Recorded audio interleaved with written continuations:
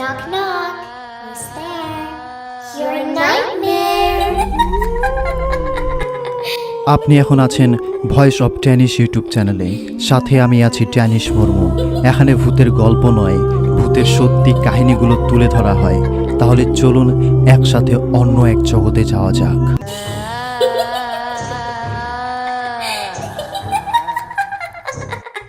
Welcome বন্ধুগণ, ভূতের episode প্রথম পর্বতে।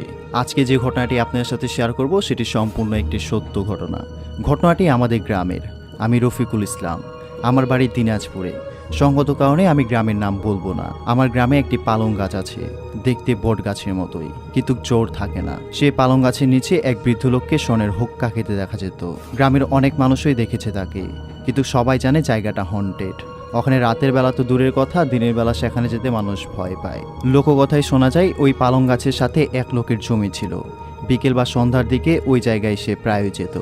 তো একদিন 3টা জিন তাকে 3টা টাকার হাড়ি দেখায়, বলে তুমি যদি আমাদের দলে চলে আসো তাহলে তোমাকে এই টাকাগুলো দেব। তো যথারীতি সেই ব্যক্তি টাকার লোভে হোক আর এমনি হোক রাজি হয়ে যায়। তো রাজি হওয়ার পরে তাকে আর জিনগুলো টাকা দেয় না, বিভিন্নভাবে আজ বা কাল বলে ঘোরাতে থাকে।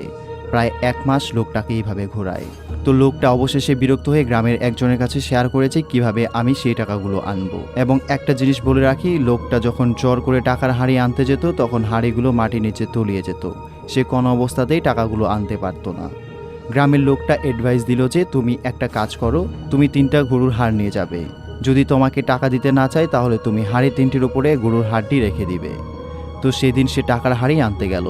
2টি জিন রাজি হচ্ছিল, কিন্তু একটা জিন কিছুতেই রাজি হচ্ছিল না। সে লোকটা কাপড় থেকে হাড়ি 3টি বের করে যথারীতি হাড়িগুলোর উপর রেখে দিল। এবার আগের বারের মতো হাড়িগুলো নিচে তলিয়ে গেল না, শুধু কাঁপতে থাকলো এবং জিন 3টি গায়েব হয়ে গেল। তো সে যথারীতি আরাম করে হাড়ি 3টি উঠিয়ে নিয়ে আসে এবং একটি ঝোপের ভিতরে লুকিয়ে রাখে এবং বাড়ি চলে যায় সে। এরপর রাতে তিনি সেখানে আসে এবং হাড়ি 3টি নিয়ে নিজের ঘরের খাটের নিচে পুঁতে রাখে এবং তার স্ত্রীকে বলে জায়গাটা সুন্দর করে ভরাট করে দাও যেন কেউ বুঝতে না পারে। এর পরের দিন একটি ঘটনা ঘটে।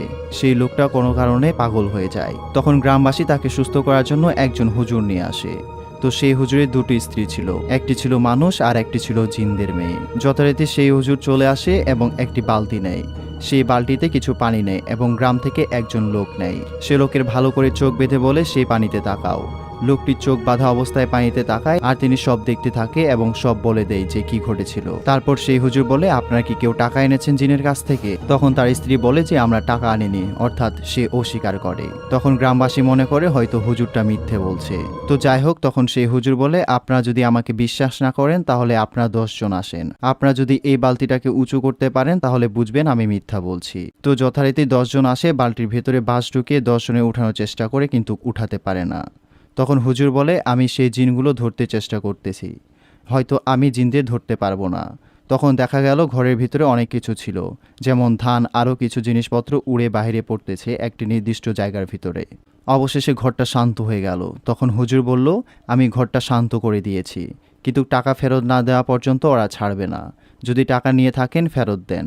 এরপর হুজুরকে বিদায় করে দেওয়া হলো। হুজুরকে বিদায় দেওয়ার পর ওই লোকটা সম্পূর্ণরূপে পাগল। লোকটির স্ত্রী কিছু টাকা নিয়ে গ্রামে জমি কিনতে থাকে। তখন গ্রামের মানুষ তাকে বলে তোমরা হতদরিদ্র, তোমরা জমি কেনার টাকা পাও কোথায় থেকে? তখন লোকটির স্ত্রী বলে আমার ভাইয়ের কাছ থেকে আরও আত্মীয় স্বজনের কাছ থেকে ধার নিয়ে জমি কিনলাম। তারা রাতারাতি বড়লোক হয়ে যায়। সেই পাগল থাকা লোকটি বাড়ির বাহিরে দড়ি দিয়ে বাঁধা ছিল। উত্তর অঞ্চলে যারা ছিলেন তারা হয়তো জানেন সেইখানে বৃষ্টির সময় উপর থেকে গোল্ডেন কালারের সাপ পড়ে। গাছ থেকে হোক বা যেখান থেকেই হোক, সাপগুলো বিষাক্ত, কিন্তু কাউকে ছবল দেয় না। সেই লোকটা যখন বাঁধা ছিল তখন একটি সাপ উপর থেকে পড়ছিল। সেই লোকটা তখন বাঁধন ছিঁড়ে দৌড় দিয়ে একটা সাপ মাথা ছিঁড়ে পুরোটা খেয়ে ফেলে। এর 1 সপ্তাহ পরে লোকটি মারা যায়।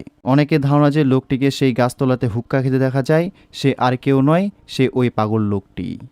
যা আমাদের ভিডিওটি ইউটিউব চ্যানেল থেকে দেখতেছেন অবশ্যই ভিডিওটি লাইক দিয়ে আমাদের ইউটিউব চ্যানেলকে সাবস্ক্রাইব করতে ভুলবেন না এই ধরনের নতুন নতুন ভিডিও পেতে। তো দেখা হচ্ছে পরের ভিডিওতে, ততক্ষণ পর্যন্ত ভালো থাকবেন।